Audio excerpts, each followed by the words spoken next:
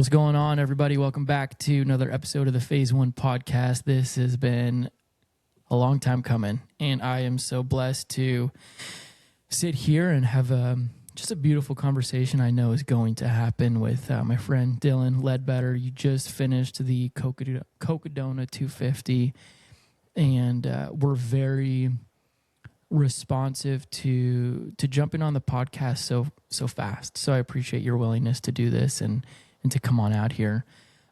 This podcast, the format flow, I guess, is going to be a little bit different, and that's okay. But I just feel really led to let Dylan really take the reins and share what's on his heart and soul to hopefully help anyone who's listening to this that could be going through a tough time.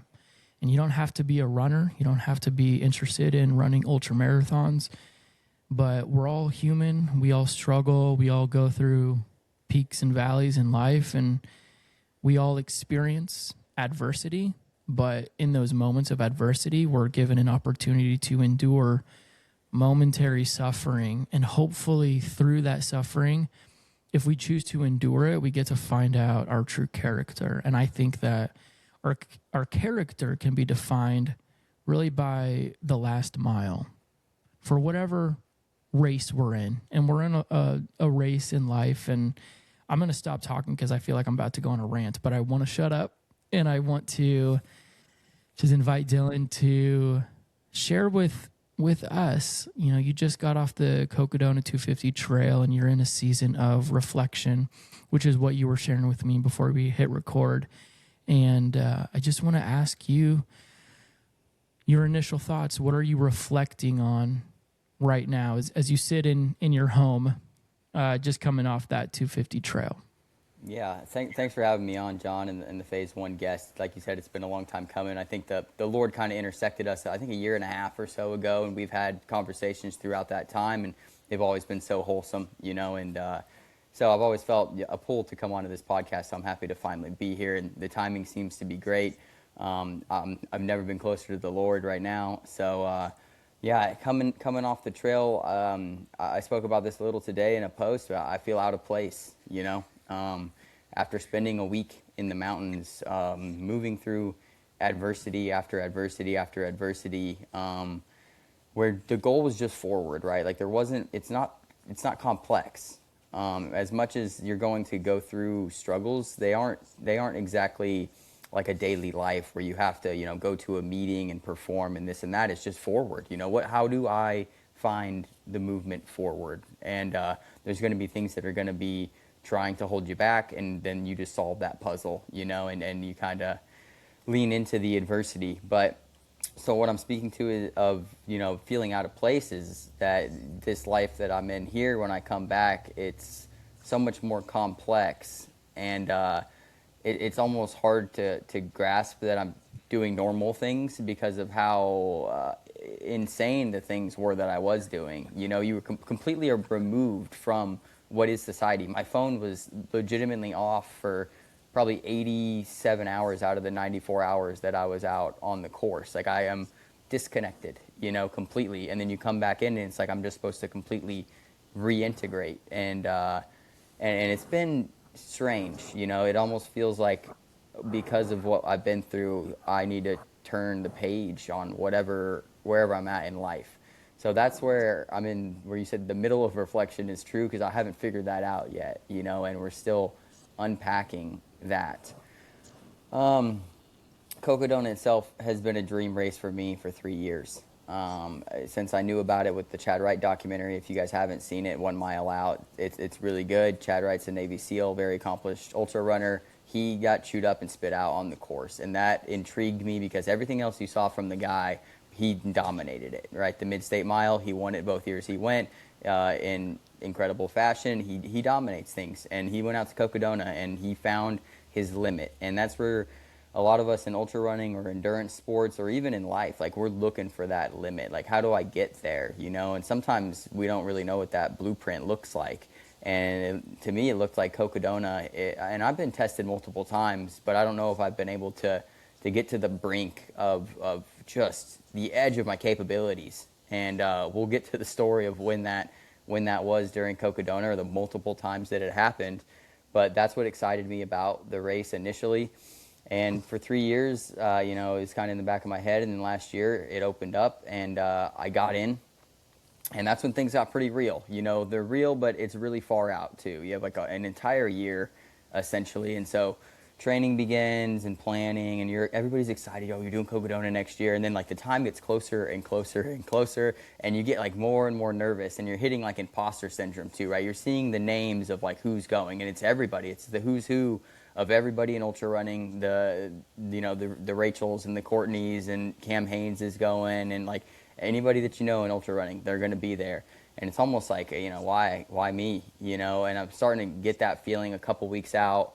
And then something kind of hits me about a week out. I was at work and I'm just pondering the race, and maybe somebody comes up to me while interviewing at the race and they want to know like who I'm doing it for and stuff like that. And I've always kind of said I want to do it for the the 9 to 5 people, the normal working people that are just like me. I work 40 hours a week. I also have a small business. I get my lifts in, I get my runs in. I know what that grind looks like. And so if I was to represent somebody, those are the people I'd like to represent. The people who can't, the people who aren't willing, the people who, just aren't able to because of where they live in the world. These are things I'm thinking about. If somebody's asked me this question, and then at some point in my mind, this interview-ish thing flipped, and I interviewed like an inner version of myself, and this all happening in my mind, and it goes, who's it for then, Dylan? Like, who's it for? And my mind answered, not me.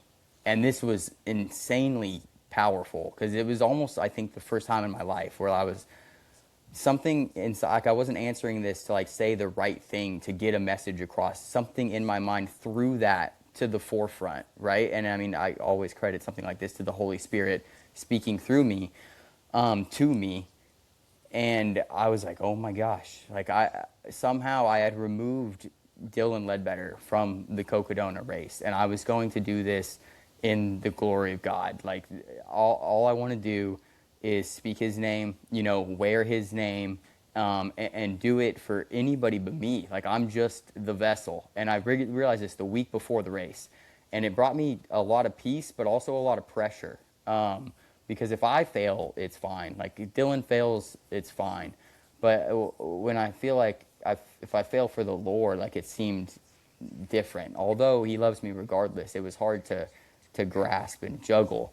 And then, you hit the start line. Well, I mean, I guess we could talk pre-race too, because it was so nuts, and so all this stuff happens, and I gained some peace from knowing that like it's not for me. Like I'm doing this for something bigger than me. Like I just want to push a message and carry people on my back that aren't here anymore. My buddy Staff Sergeant Alexander White, my mother who passed when I was a teenager. Like I'm thinking about all these people now. Like this is what we're carrying, just how Jesus carried the cross. Like this is what we're out here for. And we get to pre-race, and you meet all the cool people. I got to talk to Cam Haynes for like 30 minutes, just me and him, which was like super cool. I leave, and like I make an Instagram post. I invite Cam to collaborate, just thinking he'll like it, repost it. So he collaborates, and so this gains me like 500 followers overnight, and so now I'm thinking like this is the Lord working here. Like this isn't for you. Like you submitted yourself, Dylan, to be a vessel of God, and like I'm gonna bless you here. Like you're gonna push a message that's going. People are gonna follow you through him, and so there's that, and then the race begins, and the energy was great. I ran with multiple great people, and I don't think I realized I was in the race until you get to Crown King, and because then you're kind of like, the climb is tough, but you're kind of just focusing on that huge 10,000 foot section in the beginning of climbing 37 miles or so, and just staying hydrated or trying to. And by the time I got to Crown King, it was like, we're at the first aid station. Like, we are in the Cocodona 250. This is the dream. I've watched every documentary. I've listened to every podcast. Like, I've done every bit of research I can do. And that's when it, like, hit me that we're in there, And I was running pretty good. We were dehydrated there and worked through that. And that was probably the first spot we hit some adversity, was early in the race, dehydration, where my urine had become more yellow than it should be, even closer to like an orangish color, So like we're in a bad spot this early in the race. There's 220 miles to go. So the next focus becomes, this is first step, we need to hydrate. So just, start pounding water, getting sodium in, getting electrolytes in.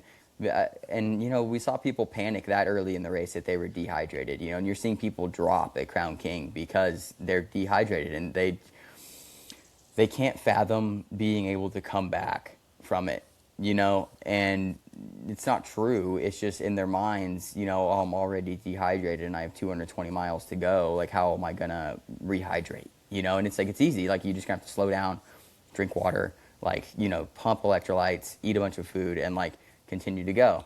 And so we got through Arasta Creek and then Camp Kippa, which then throws us into Whiskey Row, which is the next time I saw my crew. So we went from mile 37 to 75, and that was just me managing my hydration. I slowed down a little bit and just pounded fluids every time we had an aid station. I refilled on everything, pounded all those to the next aid station. A couple climbs in there, like up to Camp Kippa, that you don't really hear about, that are pretty dang tough in there. They're like in like a crevasse for like 3 miles climbing, so your feet aren't really like, sitting down. So there's just a lot of parts of the race are really frustrating because you can't maneuver. Like, it's so rocky, and that first section especially, like, it's like rocks the size of softballs that are on top of like soft sand. So every time you step on them, like, it rolls, and you're not getting traction. And then the flats last like maybe 50 meters or so, and there's a Congo line. It's tough running that you don't really expect. You hear about kind of what it is, and then you get out there and it's just a lot more technical than you could ever imagine unless you run out there in Arizona. Anyway, we roll into Whiskey Row, and was excited to see my crew, and that's where I could pick up my first pacer and my buddy Kyle. And we did good in Whiskey Row. We popped in. The guy ate some pizza in there. They had like a nice little pizza spot. Got everything restocked. I think I changed shirts at that point because I think I came in there like shirtless. Like, I was just walking down the streets of Prescott like for like 100 meters, like just like, hey, I need to change. And and I took my shoes off because we were doing a shoe change. I don't know what was going on. I was borderline probably like just in my shorts there for a little bit. And so anyways, we get through there and pick up Kyle, and it's mainly just running through like the suburban areas of Prescott. And so that pretty easy running until you get into Watson Lake, and we hit Watson Lake right around sunrise. So right about the 24-hour mark, we were at about 81 miles, 82 miles, I think, we were pretty on point with where I wanted to be on the conservative side. And so we moved through there. Watson Lake, you kind of got to, crawl over these boulders and everything. And the race works out pretty good. The next tough part is your climb up to Mingus Mountain. So that's where me and my buddy Nate, we climb up to Mingus, about a 3,000-foot climb up to there. Hit a shower up there, which was really nice. They had a shower station. I heard the champion last year, Dan Green, like, he took a shower up there. So then people were kind of like catching on to that. Like, let's refresh, because that's mile 108. And through here, like, I mean, we're not having a ton of issues. Like, things are going pretty good. A little bit, the breathing is starting to, like, I'm feeling congested in a way. Like, my nose is getting clogged, and just a little bit of tough breathing. Kind of accredited that to, like, dust, and then maybe also elevation. So we come down off of Mingus Mountain with Nate, and it's just a really, really tough descent because it's really rocky and really steep. So your footing is just, I can't understand how the elites are like bombing it. They must be bombing it to make the times that they are, but it's a pure cliff on one side and then like rocky single track, 3,000 foot descent. So it is sketchy the whole way down. And we come down, and that's when we get into Jerome, which like I was so pissed because we come down and you see like this, what looks like the aid station, because you're always checking your watch like it should be here, but we knew that there was a reroute that wasn't in the GPX file, so everything was just a little bit off, but you don't know how much. And so we're coming down, and me and Nate are just like, our quads are blown from this descent, and so we're just ready to like kind of sit down, like get reset, like hit the Theragun, you know what I mean, stuff like that. And we see what we think's the aid station. We get down there, and it's just like it's the start for the Sedona Canyons 125 race, and it's not even open. So she's like, "Oh no, you got 2 more miles," and we're like, "Holy crap! All right." So then we run down through into Jerome. We're like, "Okay, maybe it's like." We point to the farthest possible spot and make like a joke that that's where it's going to be. Well, yeah, that it was past that. It was past that. We go through the town of Jerome, like past the bars that are in Jerome, the people are yelling or whatever. We do like an entire circle around the town of Jerome, which was also pissing me off. I was like, why are we doing a full circle? And then we pop down into Jerome, and that's about the halfway point, about 123. And things were going well there. We're about to start night 3. Yeah, that's night. I must have missed night 2 because we had Fain Ranch somewhere in there. Dominguez, yeah, was night 2 because that Fain Ranch section is Whiskey Row to Watson Lake to Fain Ranch. So that section was all night. It was Fain Ranch, and that's like cow pasture, and it's rough.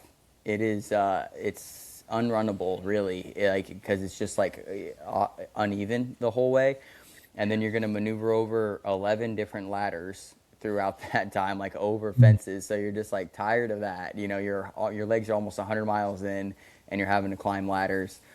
I fell down at mile 45, like my hand's a little busted up, so we had to get that like jammed up. Just for like using my poles, it was like bloody and stuff, and so they bandaged me up with that. Yeah. Anyways, we get through Jerome, and then I'm trying to think of like hitting my first like real tough spot.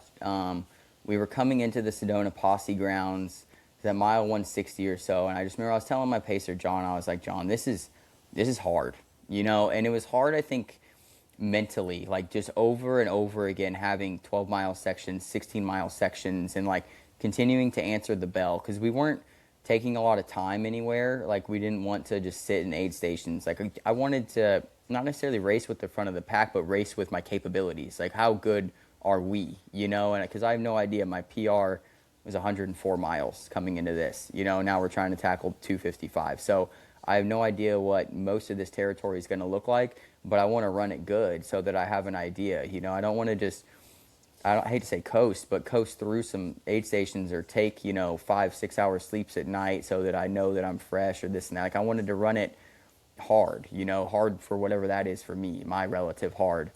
And we're pulling into Sedona, and I went to call my girlfriend for the first time.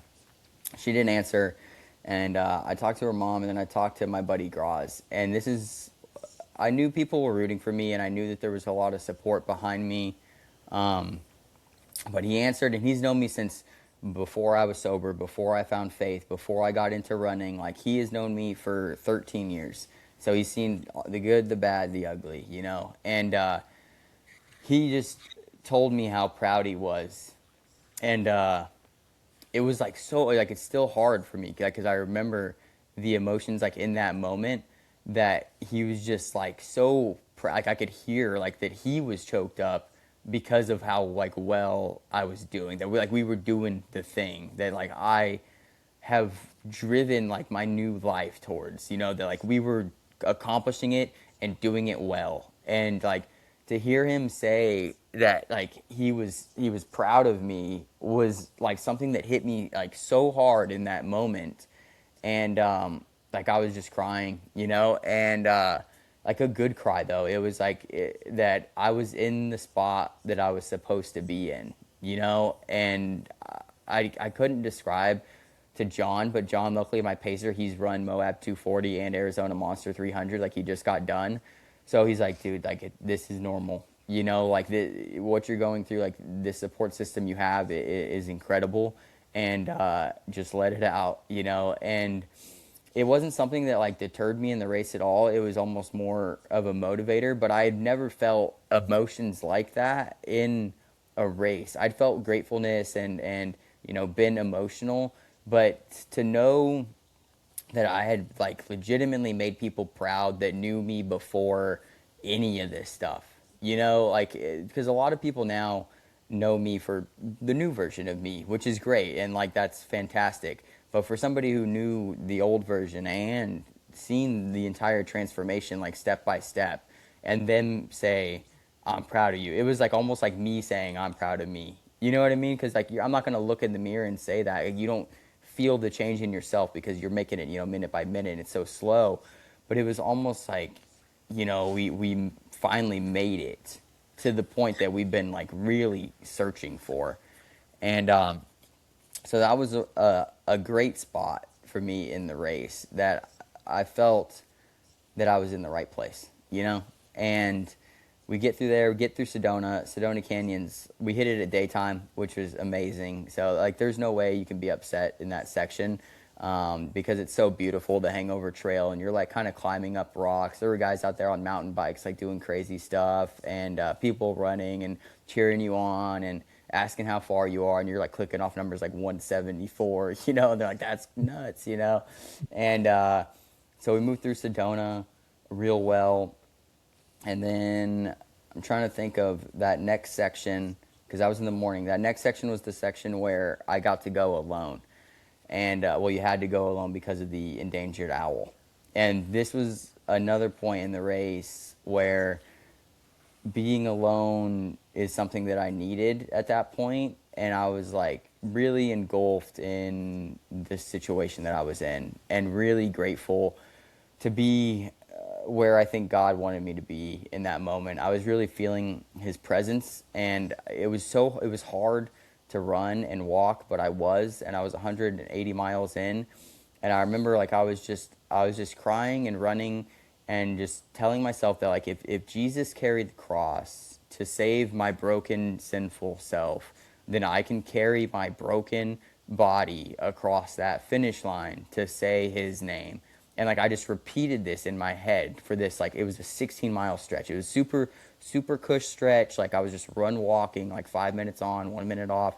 But I was just repeating this, like, and things like, I am the vessel, like just use me here. You know what I mean? Let me tell this story so that when somebody comes back to this, they see your name. Like that's all I wanted it to be. And that section was like super sick because I was with God, like in that. It was like I didn't see any other runners for 16 miles. I didn't talk to anybody on the phone. I didn't listen to any music, and I could have. Like I had my phone and everything. I didn't want it. Like I was just zoned in on like this is our section right here, and that's what it was. Like, and that's that set, whatever that section is, somewhere to Munns Park, I think.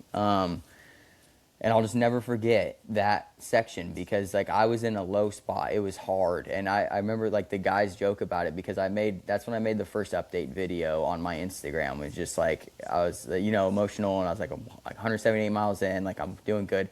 But they made fun of me. They're like, Dylan, like 10 minutes before that, you were at the car, like saying how much you hated the race. Nobody should sign up for this race. Like it's absolutely terrible. And that's true. And that's like what ultra running is, and I was a mile down the road and like in the best spot I'd been in, like mentally, maybe the whole race.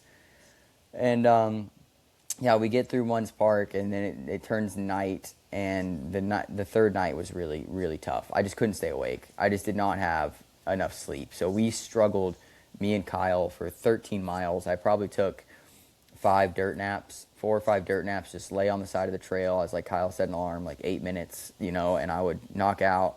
He'd wake me up. We'd go probably 2 miles, and like I'm like stumble running, walking like the entire 2 miles, even right when I woke up. Like I'm just forcing miles down, and because it's cold too. It was the coldest night, probably was night 3. So like I also want to move. We can't like sleep out there for 30 minutes, like it's not going to work out.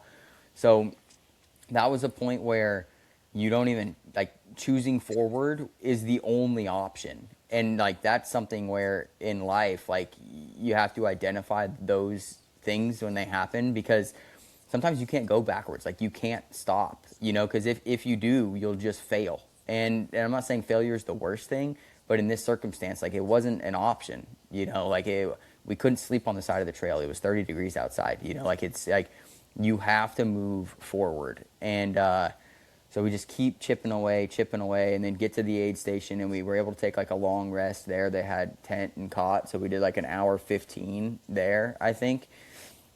And then we had an 8-mile section, and then we kind of cruised that into the morning, which was nice. And and then we had one more section before the Eldon climb. And anybody that knows Cocodona knows that the last essentially 19 miles of Cocodona is the hardest part besides the first 37, but it's just a different hard because you're 235 miles into the race.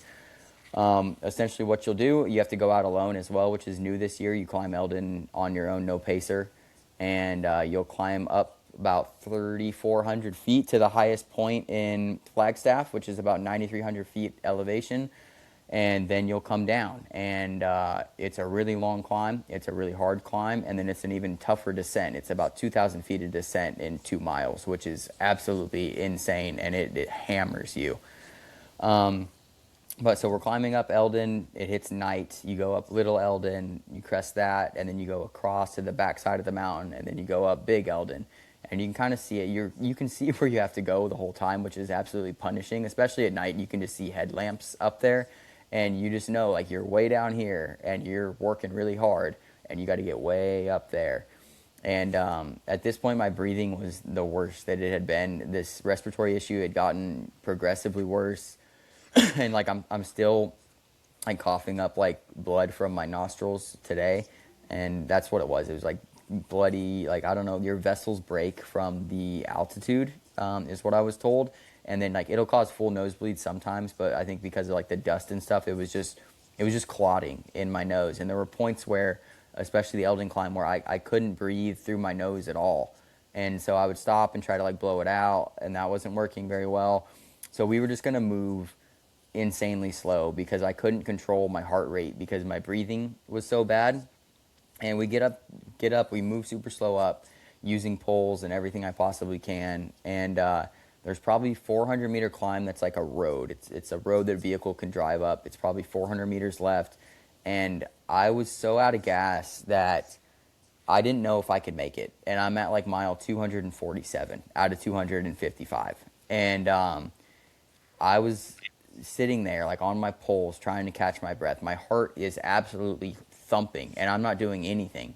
And I'm really contemplating what the issue is, and then like thinking about things like pulmonary edema and cardiac arrest, and like, you know, this felt like a real issue. And I put my pack down and I sit down and I'm thinking about calling John, my crew chief, and this like small white butterfly like lands on my pack, and I was probably delirious, call it what you want, but I took this as a sign that God was with me and that I could make it up. Like, I don't know, I needed to devise a plan on how to do that, but it was because I was about to make the phone call that like I got to be rescued from this mountain. Like, I can't make it up. I think, and I hate to say this, and I hope my family doesn't listen, but I thought there was a possibility that if I climbed, I would die, that I might, you know, my heart might fail and I might die on the mountain.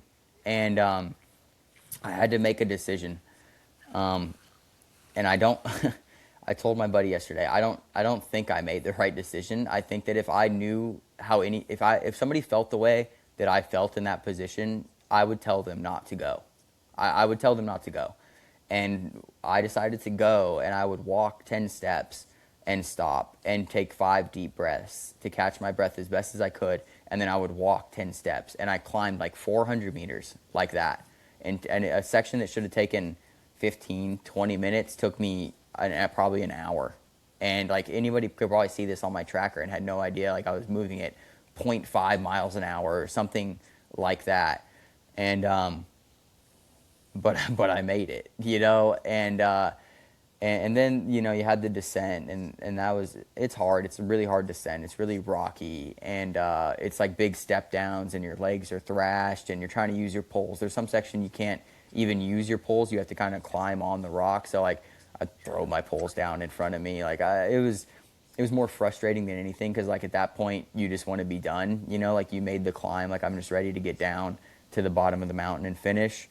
But that descent got me down to the bottom, and you wind through, and then you get to the Trinity Heights aid station, and Sally McRae caught me right there. But she was in a bad spot, I guess, because she slept there for I don't know how long. I didn't sleep. I ate some quesadillas and took off. And then we got to Buffalo Park, and I called my buddies because they weren't going to be at Buffalo Park. They were just going to like like get me at the finish line. And I was like, dude, like, guys, I can't breathe. Like, just like bring the nasal spray to Buffalo Park and let me hit that, and then we'll move on. And I didn't even know that they could walk me in from there. And I probably did know beforehand. I just didn't remember at that time. I was in such a delirious state. And we meet them there, and we walk about a mile and a half, or walk a mile and a half into downtown Flagstaff, which is the coolest thing to do with your crew. Like, you guys have spent an entire week out there, including the 2 days before, like, and now you're finally together, like walking in downtown Flagstaff to the finish line. And we finished Friday morning at 3 a.m. And yeah, that's a lot of what went down out there at Cocodona. Oh man, I appreciate you sharing all that, right from the heart, right from the soul. I'm trying to think of the first question that I would like to ask, because there's so many things running through my head. One of the first things that you mentioned was, you said you get to the edge of your capabilities. And I'm really curious, why did you say the edge of your capabilities as opposed to the end of your capabilities? I mean, the end of your capability, if the limit is gone, then you're gone. I mean, that's what I'm thinking. Like, I don't think you can get to the end.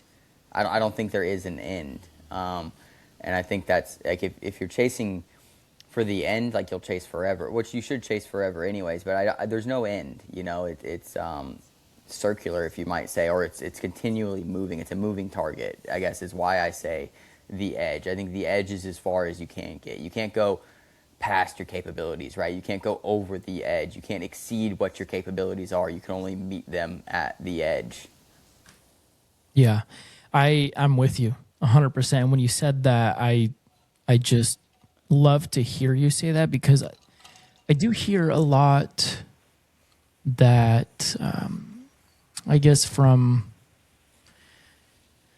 my perspective, when people are talking about doing something that requires an immense amount of effort in terms of like performance based, it's like give 110%, all out. Like, for me, I'm like, if I give 100%, I'm dead.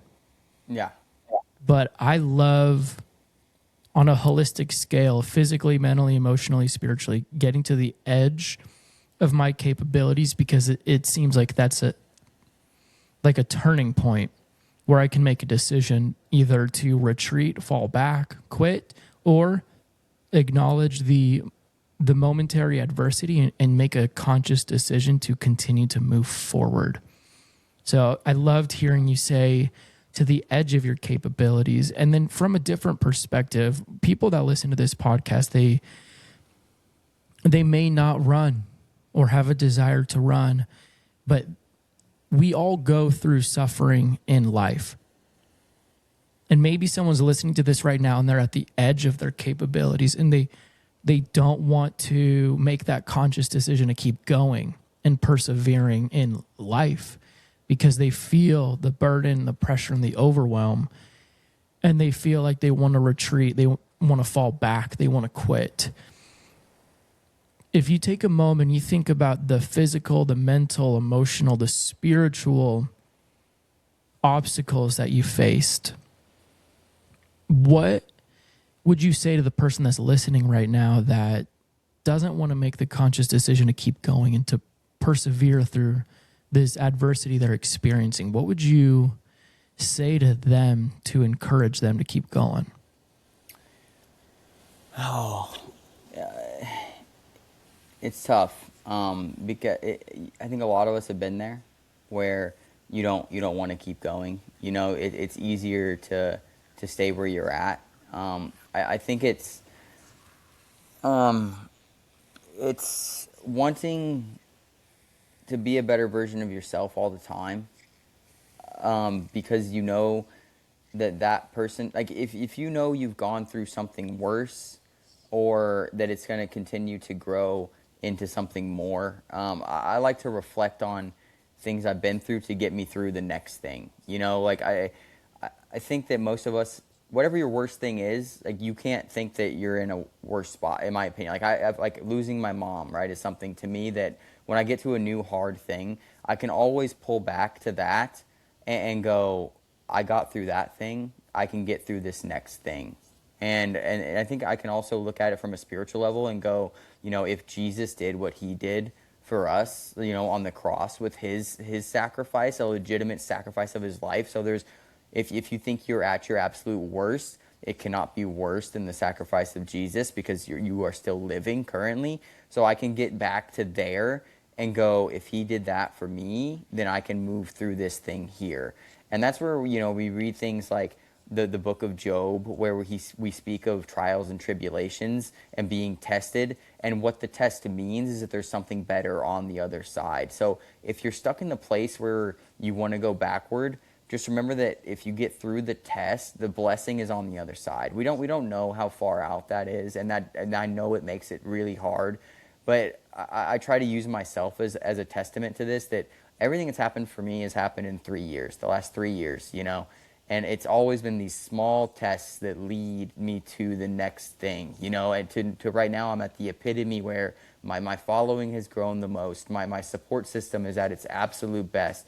And my relationship with God is at its best. And I just accomplished the greatest thing I've ever accomplished in my ultra running career, right? So, and all that's been choosing not to go backwards. It's been that when we face the hard thing or we fail at a race, that we dissect it and move forward. And we didn't know how long it would take to get to something like a Cocodona 250, or maybe somebody getting sober, or maybe to somebody becoming a youth pastor, whatever your dream is, or writing that book, right? But what we know is that every time you put a new word on the piece of paper, you're one step closer. Every step at the Cocodona 250 got me closer to Flagstaff, And that's what we have to look at in life, is that like the next step, whatever that looks like, and whatever your dreams and your goals are and your purpose. And I want people to also find their purpose. If you can find your purpose, or something that at least resembles a purpose, it'll propel you forward, because all you have to do is go, okay, yes, I'm in a bad spot, but where do I want to be? How do I get there? It's never, and the answer is never backwards, And so it can also just deter you from going backwards if you just realize that my purpose is just me moving forward, whatever this obstacle is, you hear book writers have writer's block, so they go and they usually have tasks that they do to get their mind reset so that they get back into their book or whatever it is, And the same with running. Like if your legs lock up from who knows what, you go through a massage gun, or you reevaluate your electrolytes so that your body can start functioning again, so that you can move forward. That's not you going backwards. You know what I mean? That's us identifying a problem or an adversity, living in that adversity, and then moving through the adversity. I think a lot of people become slaves to adversity, where I like to call myself a master of adversity. I love it. I want to find it. You know what I mean? I want you to throw the wall in front of me, and I want to figure out how to climb it. I don't, and that goes not just for running. I mean, especially at this long race, it happened a ton of times where a different thing came up, and you got a blister. A blister is going to be a problem if it starts at mile 70, but it's not something that's going to end your race unless you let it end your race. And that's the same thing for life. I think about this all the time. I don't worry anymore, John. I don't worry about anything. And it's such a great place to be. And that's because I'm a master of adversity, and I believe it. I tell my girlfriend this, and she hates it. I tell her I could lose my house, I could lose my money, I could lose everything about me today, and I know that I can dig myself out of that hole, because I've chose to go through the hard thing every single time that I can. I do that now, and I always make it out. It doesn't always look pretty, and it's not always as fast as I want it to be, but I've always made it out. And so I'm so confident, because I've chose to go forward rather than backwards in this new life, right? Me 5 years ago, I was so scared to have less than $1,000 in my account, or when gas rose, I was upset, or like this or that. I don't worry about any of those things anymore, because of the obstacles that I've decided to go through has made me realize that I could lose everything and bounce back. All I need is Jesus, right? And a way forward, and I'll find that way forward, and I'll make my life what I want it to be after that. So to answer your question is like the blueprint's in front of you. Like all it is forward. How do I tell people not to go backwards?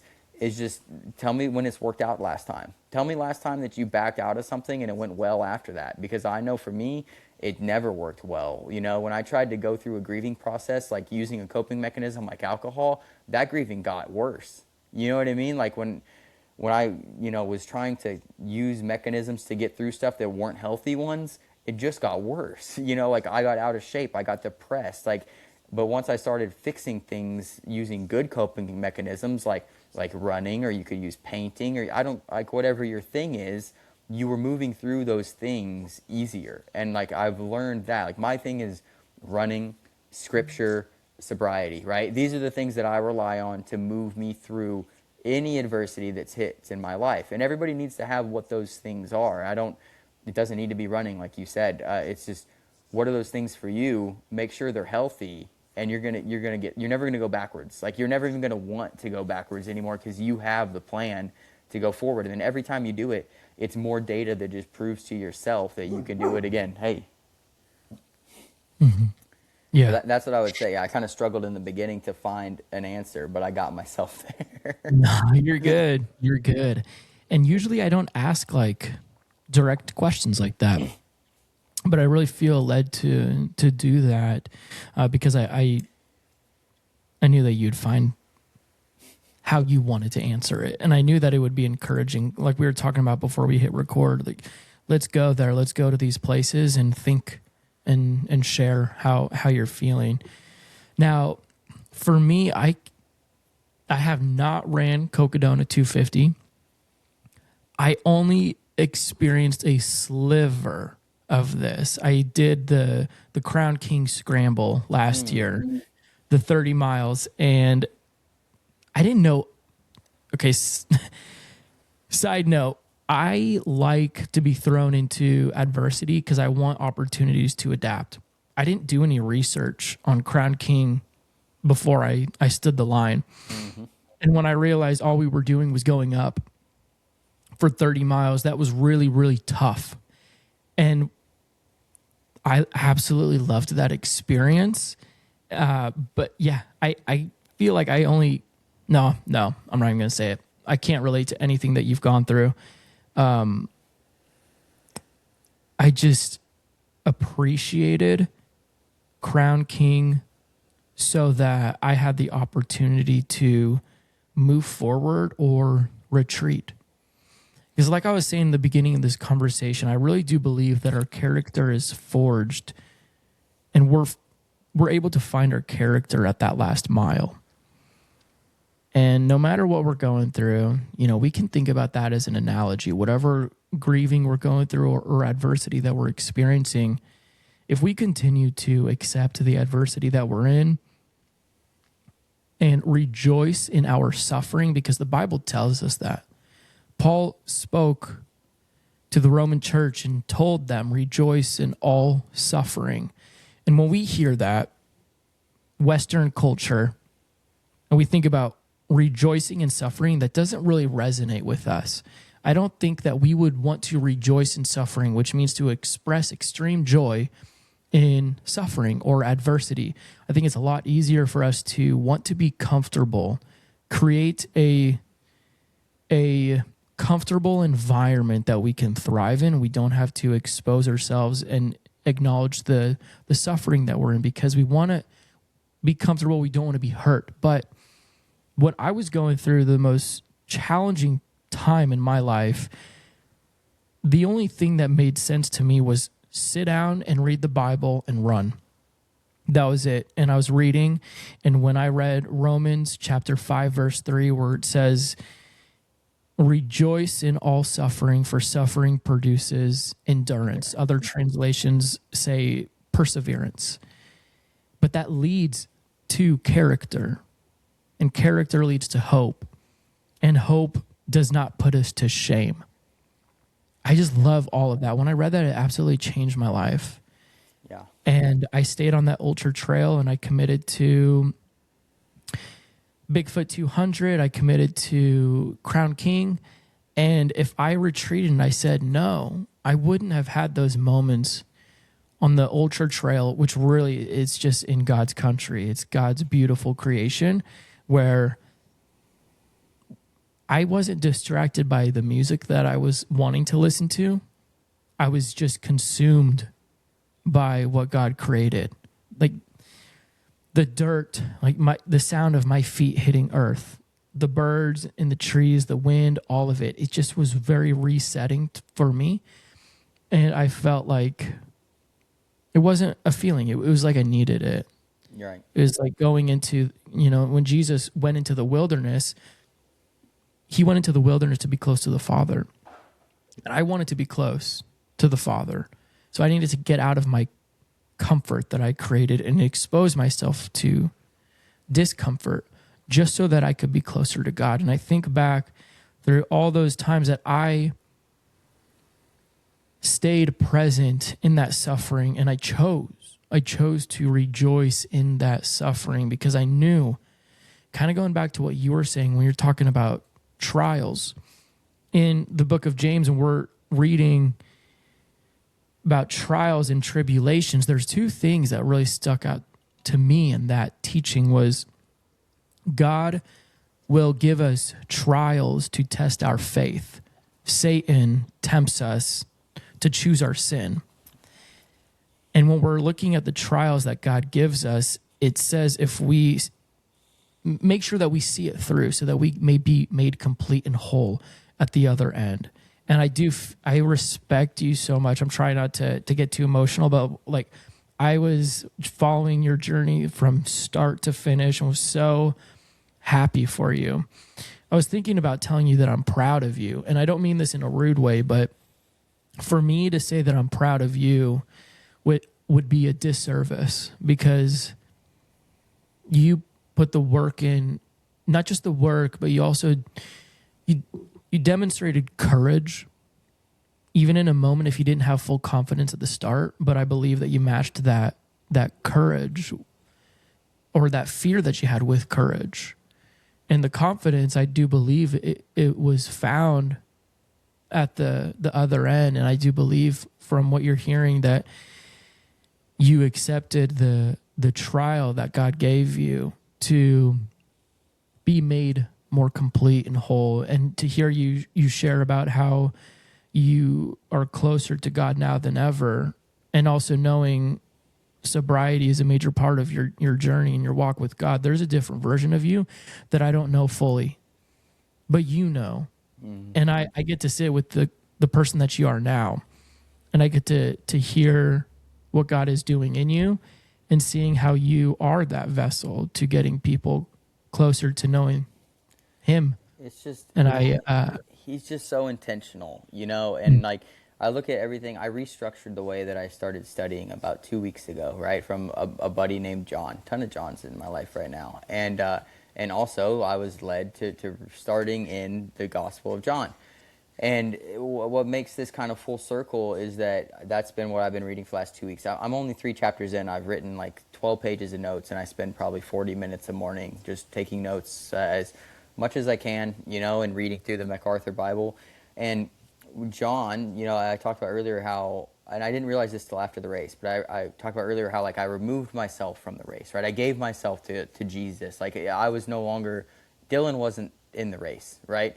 Is kind of how I thought of it. And if we think about the beginning of the book of John, how as soon as Jesus comes, right, John removes everything from himself. All the authority that he had with the people, like, because people are testing him, like, oh, Jesus is over there doing baptisms. Like, isn't that your job? You know what I mean? And he's like, no, like, the one who comes before me actually came after me, right? And we're talking about Jesus himself, because John knows, like, he's the visionary, And it seems like after the race, I figured out, like, that's kind of what I did. You know what I mean? Is I took it all from me or, John, and gave it to Jesus. And it was like all this stuff has, like, those little things have all occurred in my life in the last 4 weeks to get me to this point. And it's like, how could I not know that God is real, that faith is in me? You know what I mean? That the Holy Spirit is working like right now, because everything lines up in a way that doesn't make any sense without it, right? Like I never would have chose to read it in the morning or pick that book or to like I said, for 3 years, I've wanted this to be my race for Dylan. Dylan wants the belt buckle. And then a week before, like as I'm reading John, like I decide that like I want to completely submit this race to Jesus. Like it doesn't make sense unless you believe, you know, and you're rooted in your faith. And like it was just unbelievable out there that like I was so exhausted, but I knew that he wasn't going to let me quit. Like he wasn't going to quit on me, you know, and I forget what it is right now, but like God will provide all that you need, you know, and I just kept repeating that, you know, like my legs felt like they wouldn't move or I couldn't breathe. Like it's just, he will provide, like, and just over and over, he will provide. And like, you can just keep moving forward, keep answering the bell, you know, and my crew, every time I came into an aid station, we had a new Bible verse like to read and go over, and that was providing me with a ton of strength. But it's just, to your point, just knowing God and knowing what he's done for you makes you just appreciative of life. And I can't, like I said, I just can't worry. Just moving back, I cannot. Like I physically don't have it in me to worry about material things anymore or things of this world. Like I've been gifted eternal life. Like what would be the point of me worrying about getting in a car accident? You know, like how it's going to happen or it's not going to happen. And that's God's will, not mine. I don't get to choose that, you know? And I talk to so many people and I'm around so many people that complain about the most, you know, mundane things. And I'm just like, how are you doing that? You know, but then I also know the version of me that did it every day, you know, that complained about the littlest stuff and, you know, talk crap behind people's back and was like somebody that was a bad person, you know, and now like it's just that person doesn't exist. And every time I complete one of these things, I get closer and closer to who I feel like Jesus wants me to be. You know, people say like, be like Jesus. I never say that because like I can't, you know, like I know I can't. But I want to be as close as I can, you know, and that when I choose my sin, that it's, you know, not as bad as the last time, you know, like we're always getting better in that form and fashion too. To say like you don't choose sin would be to lie, you know, we're going to choose sin. It's just like, what are you choosing, you know, today over tomorrow and the next day, and how are you learning, and what does your repentance look like all this stuff. Like to now, when I say cuss words, I feel convicted, right? And, you know, we were both in the military. Like, these words used to flow like waterfall. Like, it's not even a problem. You don't even double think using the F word. You know what I mean? But now, if I was to say that word, I would feel convicted. You know, what is that besides faith? It doesn't even make any sense for me to feel that if it wasn't faith. I'm a grown man, and I'll be at work working on baseball fields, and I will hit my knees not even thinking about anything religious, and just be overwhelmingly grateful to be alive. Like to know that somebody died for me to do exactly what I'm doing right now. Like, tell me how any of that makes sense without faith, you know? And I never felt these feelings until I decided to give my life to Christ. And so, you know, in the beginning of becoming a Christian, people want to point towards your past and say, oh, you used to do this and you used to do that. And I just don't care anymore, you know, because I know that I'm legitimately transformed, you know, legitimately a different person. And it's freeing. And John, for you to say you're proud of me, you know, and you've watched the journey, I appreciate it just so much, you know, and everybody that's spoken words into me. I answered so many messages, and I answered every comment that I could, because it wasn't for me, you know, but if I get to be the inspiration that makes somebody make a better decision today than they did yesterday, then that's what we're doing it for, you know. That's it. And the people that don't get the message, hopefully they get the next one. And that's why I keep showing up. That's why there's another race, you know. That's why there's a new thing for me to learn in the Bible. You know what I mean? That's why there's a sobriety story to tell, because every single time we do one of these things, somebody can get inspired. And that's the goal. You know, it's just, I think sometimes with sobriety and ultra running and faith, right, people become gatekeepers, and they want it to be pure, and they want to stay in the circle. And everything about faith teaches us the opposite, of that, that we should be reaching our arms out across the world, right, is what it says, across all land, to bring people to the faith. And I believe the same thing for health and fitness and for sobriety. But sometimes I think people put themselves on a pedestal when they have these ways of life, and they want to act like they're better than the regular public, which is usually you were part of that same type of society at one point. Why would you want people to stay there? Why wouldn't you want them to feel what you want to feel? It's the reason I tell the stories. And I think that sometimes I can guarantee people are annoyed, right, with me talking about health, fitness, sobriety, faith. I'm sure they're annoyed, especially people that know the old version of me. But the amount of messages I get of people that are trying to come over, it outweighs it by tenfold, and I don't really share a lot of that. I don't feel the need to tell people how many people are messaging me, but it's why I'm still doing it. None of this is for me, and I've never profited off of it. I've never earned $1 off of a story I've told, or a podcast I've been on, or a post that I've shared. Not $1, So none of it's for me. It's like, let's help out the next guy or gal that wants to do something incredible. Mm-hmm. Yeah. I love it, man. Thank you for everything. I really appreciate you just taking a little bit of time and sharing your story, your mission and message. We didn't keep this conversation as structured as I have in the past with this podcast, but I loved every moment of this, and it's been encouraging to me. I feel like I'm in a different stage in my life right now. I call it the reckoning. And just to sit with you for the last 56 minutes has been really encouraging for me, because I do know that I've done hard things in my life. I have said yes to the ultra trail. I've completed a 200-mile run, but I forget about that.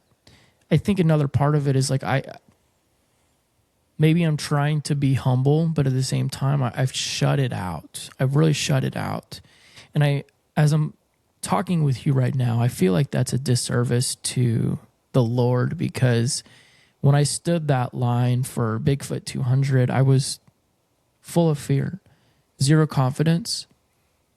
But if I was confident, and it was in my ability to say yes to what was to come, say yes to uncertainty, and move forward anyways. And it took me days. I was one of the very last to finish, and when I crossed that line, it was a feeling of total euphoria that I've never experienced in my life, where both my feet were airborne. I just jumped for joy. It was this childlike joy. And it was amazing. It was so amazing. People were happy for me. People were so happy for me, because I was one of the last. I had a lot of people waiting, because at the very end, you're waiting for the last person. You want to welcome them. But that meant so much to me to hear people cheering for me, saying my name, because I didn't feel a lot of that support and encouragement growing up. So I'm thinking of that right now, and I'm thinking, for the people who you were saying you wanted to run it for the people that can't, like, I want to cheer for those people.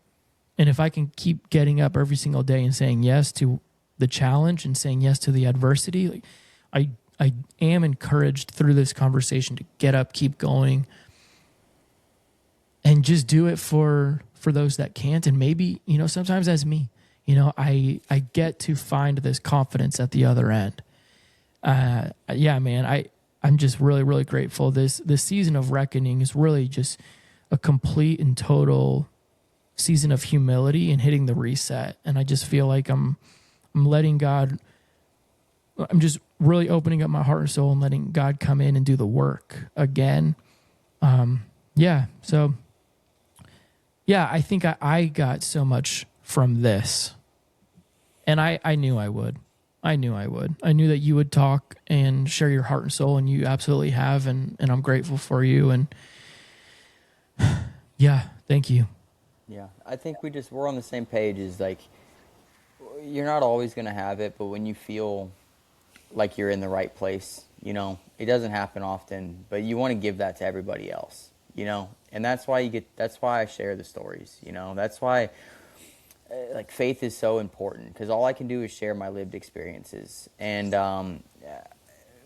when I do that and somebody tells me, like, I've had friends that, like, they'll get a year sober, they won't even tell me that they were getting sober, then they'll come and tell me, like, hey man, I just hit a year, like, and it was because of you, like, it was because, like, and that, like, makes me, like, just like, wow, like, and they won't even tell me, sometimes they'll tell me earlier, sometimes, but, like, and I get it all the time, like, hey, I just hit 3 months, dude, like, thanks for your post, like, it's a big reason that I did this, or, hey man, I lost 60 pounds this year because I saw, like, your stuff, and I got encouraged, and, like, I get these messages, like, and it's just like, man, that's so cool, dude, like, I just want everybody to experience, like, growth, like, too many people are not doing anything, and everybody can do something, and, like, and that's, I think sometimes there's a message of, like, it's too inclusive, like, fitness is too inclusive, or faith is too, or not, or exclusive, right? Like, it's like, oh, I only want to talk to people who have the same mindset as me, or doing the same things as me. It's like, I want everybody from the outside to feel what I feel. You know what I mean? If I could give my fire to everybody, like, I confidently know that everybody would be better. And, like, and I don't have the fire every day, like you said, John. Like sometimes that's me, right? Sometimes I'm the person who can't. Sometimes I'm in that dark hole, and how do I get out of there? Well, I have friends, you know what I mean, that can pull me out. I have a Bible that can pull me out, you know what I mean? I have a driveway that I can run. I've got you know what I mean, a rock that I can pick up and go up Pisgah if your campaigns, right? Like, I mean, but you got to have your thing, and if I could just give the fire to everybody and just let them experience it for just a second, just, like, let me give you that moment when I feel God is with me, when I hit my knees and I cry in the middle of a day for no apparent reason, just because I love my life. Like, I want to give that to you, dude, because if you feel that, you'll change forever. You'll change your life. And I want to see that for people. The people that, they're tired of my posts, are like, oh, you think you're better than me because you're sober. It's like, you just haven't felt it yet. I'm like, let me know when you're ready, dude. Like, because I'll be here. I'll be the first person, to give you the step by step. And that's the other thing. Is just anybody in this podcast, man, if you feel you can't share your story with somebody, or you have trouble with being vulnerable, I'm available, man. And I've heard all the stories. I have a really tough one as well, that if it made you more comfortable, I'll share it with you, whoever you are. But you're not alone in whatever fight that you're in. We've all been through something terrible. You don't have to compare your terrible to anybody else's terrible, because whatever your worst trauma is, that's just as bad as my worst trauma to me, And so I think sometimes people get caught up in, well, Dylan, you lost your mom as a teenager to drugs and had to call 911. Like, I haven't been through anything that bad before. Like, I'm like, that's irrelevant. What I've been through, what you've been through, feels the same to you as what that feels to me. We can help each other here. The things don't have to be the same. There's no meter on being, post-traumatic stress disorder. There's no meter on it. If you have it, you have it. If you've been through something, you've been through something, and you need help. And I just want people to know that, like, I will help you. Like, I will do my best. And John, I know you're the same way, and that's, like, the whole point of your podcast. So I wanted people to know, like, there's strength in vulnerability. People think that what I've done is extremely strong and impressive and, like you said, courageous. I cry. I lean on other people. I struggle. I want people to know that version of me as well. That although I do the hard stuff, I'm soft sometimes too, and it makes me strong. When I'm soft, I choose soft almost, right? To say, like, I choose to be vulnerable. I choose to share my story. I choose to share the things that bother me. Like, recently I wrote in my journal that I'm scared of the next step because all these steps have been so good that I'm scared the next step could be bad. Like, I don't know. It's just an intrusive thought that I have, that, like, everything's going so well. Like, when's the bad thing going to happen? It has to happen, but then I just know if I rely on my daily disciplines that it can't happen, You know, if I keep up with my fitness, with my faith, with my sobriety, then my life will continue to get better. So just want people to know that there's people out there that are a safe space to help you, and don't be afraid, because you can only get better. Love it, man. I want to leave this conversation with cliffhangers. And the reason that I want to do that is because I want to encourage those who are listening to reach out to you, Dylan. If they want to reach out to you, what's the best way for them to do that? Instagram would be the best, and it's just Dylan, DYLAN _abnormal. Live an abnormal life. So Dylan Abnormal. That's me. Nice. I got one more question for you. This is one question that I love to ask everyone. No wrong answer, but it's deeply personal, and it's personal to you. And it's personal to me as well. It's a question that I ask myself every day. And by the time my head hits the pillow, I want to answer this with integrity. So I'll ask you the same question. What is phase one to you? Phase one is who you see in the mirror. Phase one is, are you proud of the person that you look at every day and when you go to bed? Because that person changes every day. And if you can be proud of that person each day, it's almost like it's your phase one and whatever the end phase is, right? You can go through it every single day. So waking up and being proud of who you are is my phase one. Yeah, I think that's huge. I tell people sometimes that would you read a book about your life, right? I think most people would probably say no. You know, they don't think they've accomplished enough things or been through enough things to read a book that's worth it. And I think that if that's where your head's at, then I think that it's time to repurpose a little bit and find what you could, you know, what you would want to read about, you know. And like I said, that doesn't look like what I do, you know, but you got something that you really enjoy that you're not attacking yet. So I think that, yeah, that's my phase one is when you wake up, are you proud of who you're looking at in the mirror, you know? I think that would be it. Yeah, I appreciate it. Before we wrap up the conversation, I'd like to give you one more opportunity. Just take a moment and reflect on season of life that you're in right now, and recognize those who are listening right now that are in a tough spot and may not want to define perseverance. They may not want to define resilience or fortitude. But when we reflect on what Paul was saying to the Roman church of rejoicing in suffering, for it leads to endurance, leads to character, leads to hope. And hope does not put us to shame.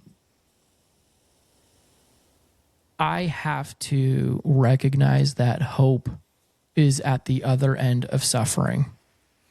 And the greater the suffering, I can only imagine, the greater the healing, the greater the hope that we get to have. So I'd like to ask you, with the time that we have left, if you have any last words of encouragement for those that are listening. Yeah. When I got sober, there's this. I guess this is part of 12 steps or somewhere close. I don't know the 12 steps. I did my own journey, and I say this for running too, and it applies to life. If you did something yesterday, you can do it today, and if you did it today, you can do it tomorrow.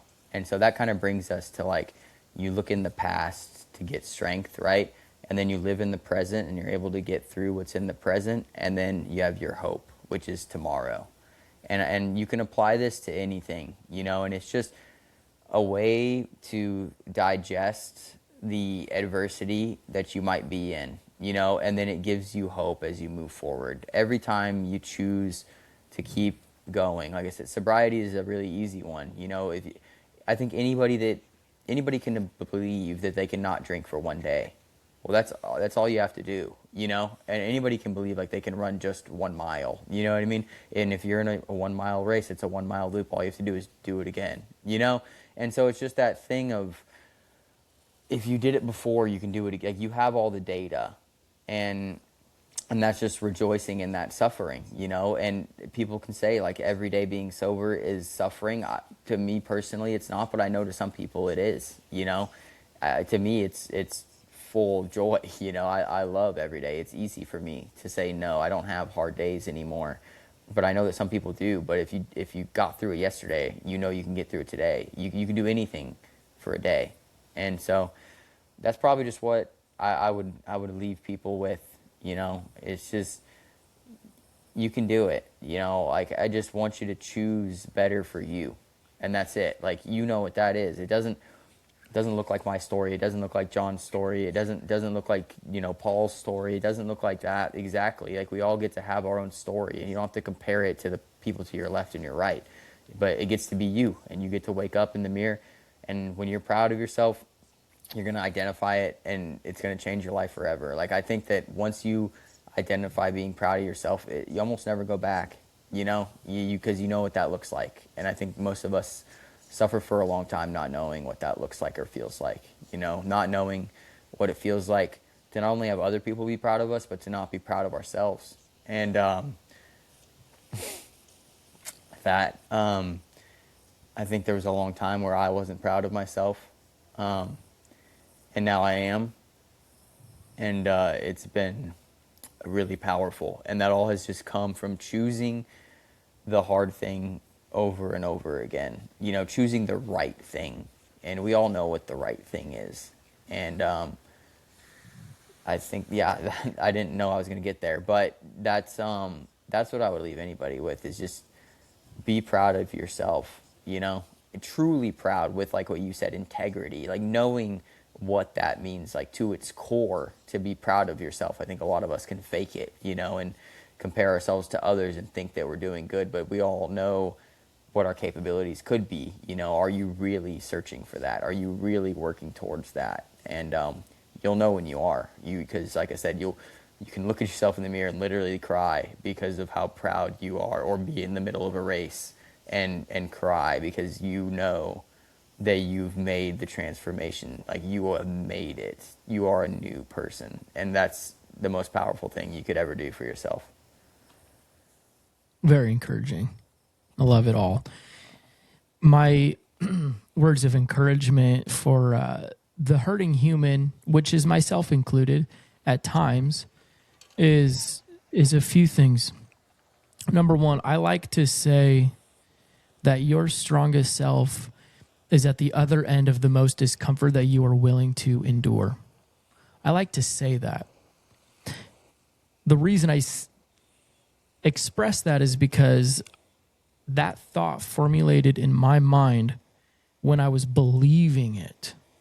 When I believed in my core, I was stripped of a version of myself I didn't need anymore, and I was finding who God created me to be. And it was at the other end of the most discomfort that I was willing to endure at that time, where I really realized how strong I am. And I think about your character, like your character. You, I believe, were able to endure everything that you did because God made you that way. God created you abnormal for a specific reason. And I'm so happy that you've made so many connections with people. Cam Haynes, that's so awesome. You got to run the trail with Sally, and she chose to finish strong. She was really, really hurting from what I saw. And it was so encouraging for me and others to see that she chose to keep going and to choose strong. I don't know if you shared the trail with Stephanie. Does that sound familiar? No, I don't know. Okay. Maybe not. On the tracker, it looked like there was Stephanie Rosebaugh that was around the same area as you for a little bit, but I just was happy when I saw that. I was like, oh, if he gets to share the trail with her, like, she just is an immense source of encouragement and very grateful. And she represents so many other people. The heart and soul on the ultra trail is just people who want to get to the edge of their capabilities to find out how strong they've always been. So those are my final words of encouragement. I know that we can keep going. I absolutely believe we could. But I would like to pray for us, if you're okay with that. Absolutely. Cool. So I'll start, and if you'd like to pray afterwards, I would really love that. Sounds good Cool. to me. Awesome. God, thank you for the blessing of today, and thank you for giving us this space to have a raw and real conversation where we get to sit and express the gratitude that we have for you, and we get to recognize the suffering that you endured for our hope and for our gain. We love you so much, and we're so grateful for all you've given us, even the suffering that you allow us to endure. We know that it allows us to know who we are and identify the truth of our identity, because we recognize we are who you created us to be, and we are your children, and you love us, and you don't give us more than we can handle. The burden that you give us is a beautiful burden designed for us. We can carry it and recognize the weight that you carried for us, and we get to have hope.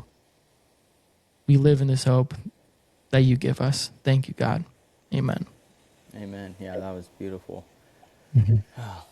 Father God, I just thank you for the opportunity of fellowship here with John, with the listeners, allowing us to speak your name, allowing us to mention the name of your Son that you gave for us, God. Something I reflect on often, and I hope everybody else can find the power and the strength and the sacrifice of Jesus Christ and use it to propel themselves forward. God, just help us move forward, whatever that looks like. When our bodies feel weak, God, give us strength. When our minds feel weary, God, give us clarity. And God, when we have nothing left, let us turn to you and you only. So I just ask in your name a hand of protection over everybody on this earth, all of your children, if they've come to you or not, Lord. Bring them to us, and in the name of your Son, Jesus Christ, amen. Amen. Thanks, man. Thank you, Thank brother. That was you. beautiful. Oh, of course. Genuinely. I really appreciate it. Well, thank you, everybody, for tuning into another beautiful conversation on the Phase 1 podcast. Check out Dylan_abnormal on Instagram. I'm sure he'd be more than happy to talk to you. But till next time, everybody, peace, love, keep it real.